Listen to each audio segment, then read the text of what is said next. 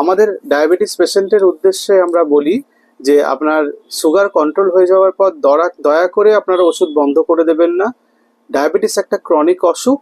এই অসুখের ট্রিটমেন্ট অনেক দিন অবধি চলে, খুব লম্বা, কারো কারো সারা জীবন চলে, বেশিরভাগ লোকেরই সারা জীবন চলে।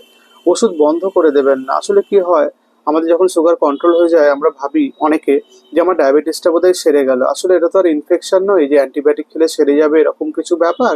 এর ট্রিটমেন্ট করে যেতে হয়। এবং ওষুধ বন্ধ করাটা খুব ভালো কাজ নয়, কারণ আপনার সুগার বেড়ে গিয়ে রক্তে না আপনার অর্গান ড্যামেজ করতে পারে, কিডনি খারাপ করতে পারে, হার্ট খারাপ করতে পারে, চোখ খারাপ করতে পারে, নার্ভ খারাপ করতে পারে। ওষুধ দয়া করে ডাক্তারের পরামর্শ ছাড়া বন্ধ করবেন না।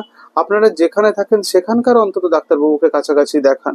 বাড়ির পাশের ডাক্তারবাবুকে দেখাতে পারেন, আপনাদের যাকে সুবিধা তাকে দেখাতে পারেন, কিন্তু ডাক্তার না দেখিয়ে ওষুধের ডোজ কমানো, বাড়ানো বা বন্ধ করা একদমই উচিত নয়।